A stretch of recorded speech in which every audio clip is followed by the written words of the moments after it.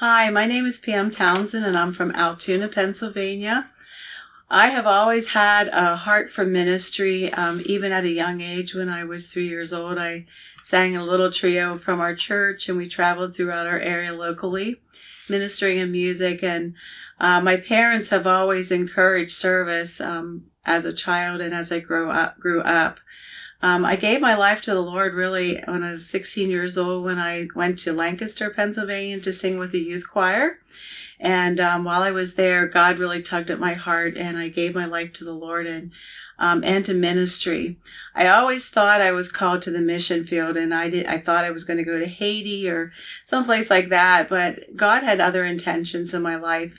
I went to college as a music performance major and my life took a few twists and turns, and I ended up back here in Altoona, finishing my degree in psychology. I got a job working in mental health, and while I worked there, I was called the singing psych tech, and I would sing to patients and pray with them on the unit when they were really anxious and they couldn't sleep. And then I went to work and got a job working with adolescents in a youth home. And there I also had the opportunity to share Jesus with the boys and to pray with them. And now I work as a peer specialist and I work as an executive director of a drop-in center, which is a community support for individuals living with a mental illness or a substance abuse disorder. God calls us to share Jesus where we work and we live and we play. And so as I've worked in this job, I've walked with people who have so many difficulties and struggles, and they really don't see any hope in this life. And one of the things that has really been an encouragement in this job is that I know where they are because I have shared that same journey. In many ways, I've developed a really true relationship and trust in Christ through all those things. I had some trauma and some abuse and depression, and so I really feel God delivered me from that.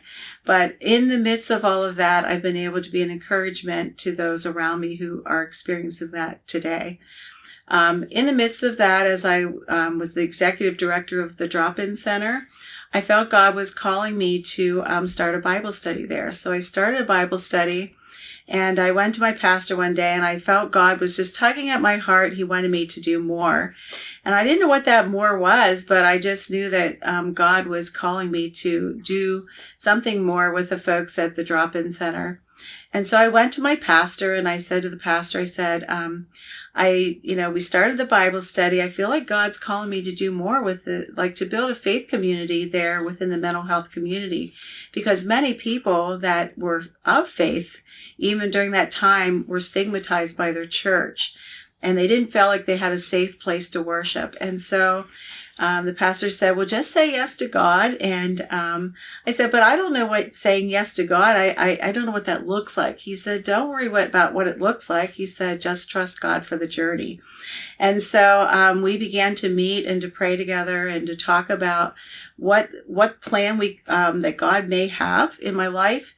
And so the pastor told me he asked me if I would consider going back to school and get my master's in pastoral theology. I had done a lot in ministry. We traveled in ministry and I did speaking then and I sang. And so I had some experience with speaking and sharing Christ in that capacity. And so I said, I don't know. I don't think I'm master's level material. And so I said, I'll pray about it. So I started to pray about that and I felt God was truly calling me to apply, but I wasn't really trusting that I was going to get accepted. And so I applied at Kingswood University in their Master's of Pastoral Theology program. And I got a letter and a phone call from the university saying that I had been accepted. And I was like, God, what are you doing now? I would never believe that I was going to go to school and get accepted in this program. And so I started school. I was working 2 jobs and I was going to school full time. And I have to tell you, it was a difficult season for me. But then the pandemic hit at the same time. And we had been talking about starting a micro church. And so during the pandemic and while I was in school, we started the Cord Church, which is a church that is centered around those in the mental health community and those in recovery. And so we began to plan, and we launched our church in October of 2020. And we had been meeting, and then the churches closed down, and we were still able to meet because we were a very small group, which is a nice thing. And so we've been working together in discovery Bible studies and discipleship and walking with individuals. And the first week that I had the church open and I was a pastor, we had a couple that their parents died from COVID. We had a woman that her house burned down, and I was really, it was a struggle because this was my first experience as a pastor of a church, and there were lots of challenges. And God truly taught me through that time about what it meant to be a shepherd and a pastor, and so of this group. And so I just want to encourage you. God continues to work together with this group. We've been doing Saturate the City. We had a table at this event, and we were making walking tacos and hitting them out and just blessing our community and being part of that event. And we're still teaching our folks, because they're really early in the faith, about what it truly means to be a follower of Jesus, and that what it means to share it to those that they know, and what it really means to be missional in the community and share Christ out in the community. And so we've been trying to develop some places that we can go and live missional. And we are looking for more situations this summer where we can be visible in our community as a church. But more important than that, we really want to just have the folks in our church develop a close relationship with Jesus Christ. And so as God works among us and in and through us, we're just looking forward to what God has in store for our church.